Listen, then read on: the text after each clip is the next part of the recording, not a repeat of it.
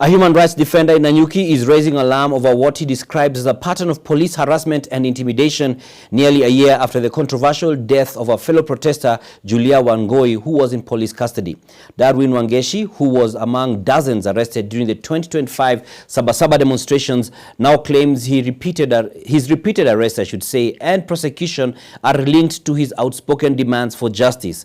His latest court appearance shows no progress after investigators failed to present key evidence, deepening concerns about due process. Margaret Kimathi has that story.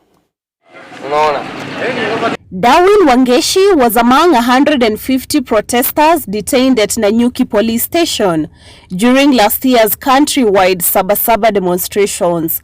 Also in custody was 31-year-old Julia Wangui. A few days later, Wangui was dead.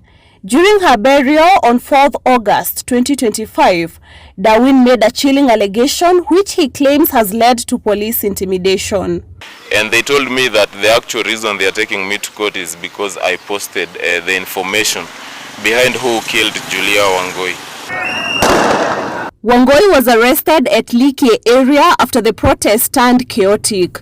She was arraigned in court on July 8th and charged with malicious damage to property, before being remanded at Nanyuki Women's Prison, where she collapsed and died hours later.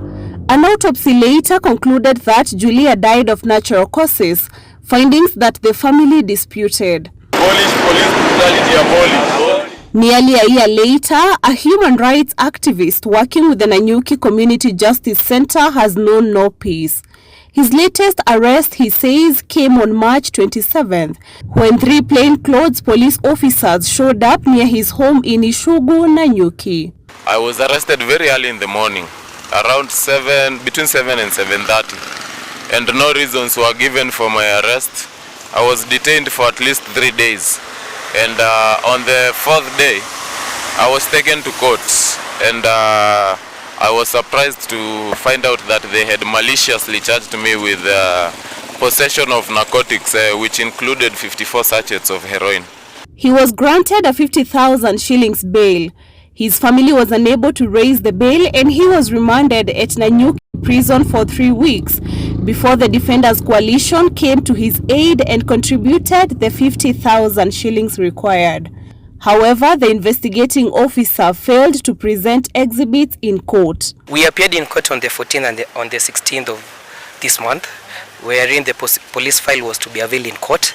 However, despite the magistrate issuing orders that the IO himself does accompany the file, he was nowhere to be seen. The issue of arbitrary arrest in this town, simply because guys are coming out to exercise their constitutional rights, is not happening for the first time. In 2024, myself and 3 others were subjected to a very, very painful and lengthy process in court, which is what they are trying to do with Darwin today. They are not relenting. What they have done, they have given more power. Yes. I know with those lyrics he has learned something there that you can be able to teach us, so you can be able to be very much prepared. Darwin says a few days before the Sabasaba protest, he was detained for 4 days and charged with possession of 4 rolls of bang. The case is still pending.